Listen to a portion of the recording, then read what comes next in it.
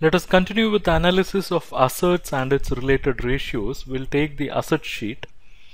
In asset statement, you have two types of assets. One is current asset, the other one is non-current asset, and of course you have the third category called intangible asset. And in current asset, you would be basically having the cash and bank balances. Then you will have receivables. When you see receivables, you have to see the value as well as its relation to the sales. Here you have value as 16.52 crore, 20.47 and so on, but we have to understand what is the relationship of this receivables with sales.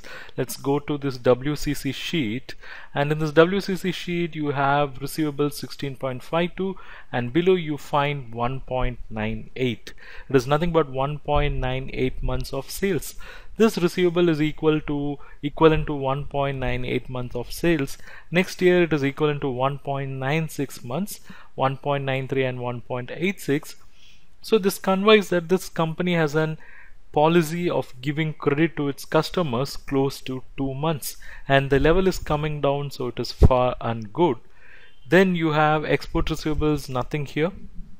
Then you have inventory, and again in inventory you will have the breakup as to raw material, stock in process, finished goods and consumable spares.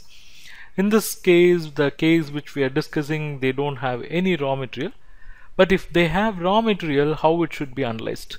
The raw material should be compared in relation with raw material consumed. So here you will have the raw material and that should be compared with raw material consumed. Say you have 201 crore, and in this case you don't have any raw material. Let's say you are going to have some raw material, let's say an arbitrary number, let's say it's going to be somewhere like 20 crore. It's an arbitrary number. If you have 20 crore of raw material, and if that is compared with 201 crore of raw material consumed, your WCC statement would say that you have raw material of 20 crore and it is equivalent to 1.1 month. That is, you have imported raw material of 20 crore, and if you compare that with 1 year consumption, it is 201 crore. So in terms of month, it is 1.19. So let me remove this because this is an arbitrary number which I gave. So I'm removing this. So that is gone. So whenever you have raw material, you have to understand in terms of number of months how many it is. Is it 1 month, 2 month, 3 month, 4 month, 5 month? If the number of month level goes up, it would affect the liquidity because all your money is getting locked in raw material.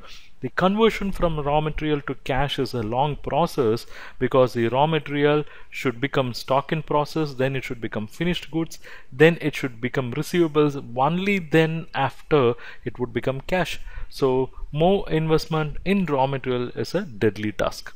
Then we'll have stock in process and finished goods. Again, stock in process we have to understand in terms of number of months. So go to WCC. Here you have stock in process 8.17, which is equivalent to 0.34 months, which is nothing but equivalent to 10 days. Then you have finished goods. If you have finished goods, again you can check the number of days here. Then you have some spares, 5 crore. You can check the number of days of spares here. Probably by giving the correct formula, we'll make a small change here. Yeah. So here the spares is equivalent to 3.58 month level of annual requirement, because their annual requirement is close to 16 crore, and of which you keep 5 crore of spares, but maybe business requirement that have to be understood. Then see the asset statement, there is some advance to supplies of raw materials, then that should be understood in relation with the raw material consumed. You are consuming 201 crore worth of raw material and you pay 10 crore as advance. It's close to 5% of the annual requirement, or it's 5% of the every time requirement. That should be the understanding. Then the advance payment of tax, which is nothing but your provision for tax, which is again picked up from your tax payable. Then you have some other current assets. You have to see whether this number is so high or so low. If the number is so high, it means you are locking your cash in various other current assets. The nature have to be looked into whether they can get converted into cash as expected. Then you have this gross assets, which are nothing but the assets which you are creating for your core business activities, and that will get reduced by depreciation, and you will have the net value. Here there is a relationship. This depreciation and the depreciation in the operating statement should be compared. Incidentally, it is picked up from the operating statement, but generally there could be a difference. In operating statement you will carry a depreciation, whereas in balance sheet you will carry another depreciation, and there can be difference that you can check in this valid statement. Valid statement will pick up the depreciation from balance sheet. It will also pick up depreciation from operating statement, and if there is a difference it would throw.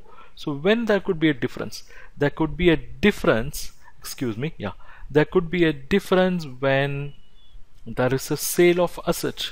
When there is a sale of asset, there would be a difference between the depreciation as per balance sheet and operating statement, and that is a trigger which is going to communicate to us there is a sale of asset. Then you have non-current assets. Again, if there is any investment in subsidiary, that would get captured here, and any other investment which are not for core business activity but for some other activity, that would get captured here.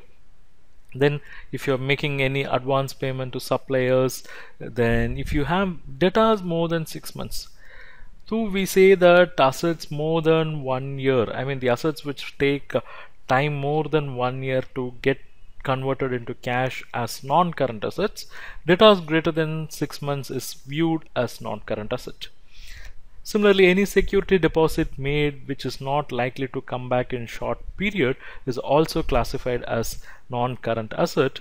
This project surplus I'll explain in the later videos. Then if you have any dues from the directors, or if you have any non-consumable stores and spares, all would come under non-current assets, and if you have any intangible assets, that would come here.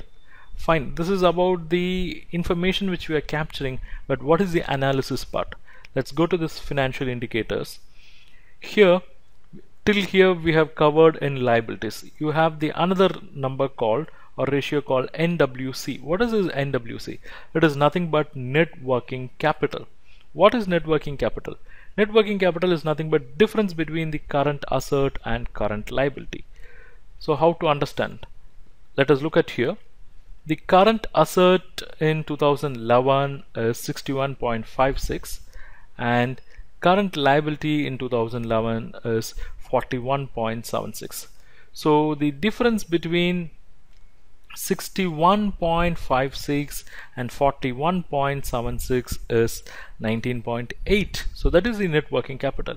But what does it communicate? It communicates that you have created 61.56 crore of current asset, of which 41.76 is funded by outsiders through short-term funds, meaning you have to fund, or you have funded 19.8 crore of current assets through some long-term funds. That may be either equity, maybe term funds, whatever, but it is funded through long-term funds. So that is the message. So if you have more long-term funds funding current asset, your business is going to be safe because you will have liquidity comfort. You are not under the pressure of meeting short-term obligations always. In this case, what happened is, out of 61 crore, 41 crore only funded by current liability. So you have some portion where you have funded the business with the long-term funds. So you are not always under the pressure of short-term people. Your pressure is limited to 41.76 crore. After that, the comfort is with you. So that's what this value communicates.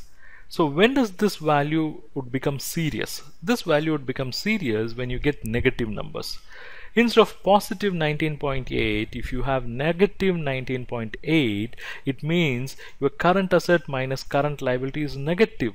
So when it can be negative, when current liability is greater than current asset, this number would become negative. It becomes negative. It communicates that you have taken more of short-term borrowings than your resources.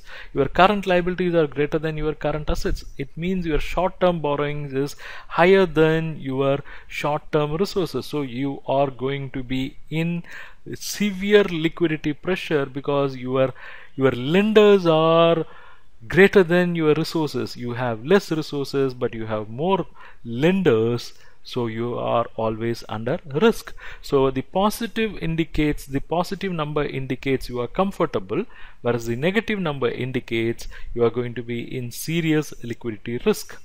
Then you have this ratio called current ratio, which again borrows its meaning or value from net working capital. Net working capital is current asset minus current liability, whereas this ratio, current ratio, is current asset divided by current liability. 61.56 divided by 41.76 would give you 1.47. It indicates your current asset is 1.47 times of your current liability. It means you have resources which is 1.4 times of your liabilities.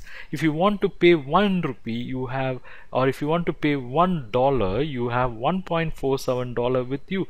So after paying $1, still $0.47 is with you, which indicates your comfort level. So when this ratio is serious, when it comes below 1.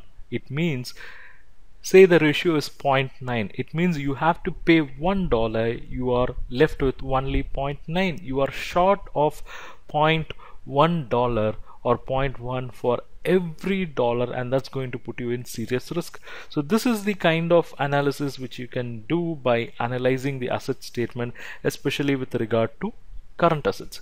Then with regard to non-current assets, you can do certain analysis in fund flow statement. That will take it up in the next video.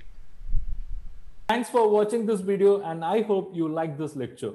If you wish to learn more on the areas related to this topic, check our comprehensive course.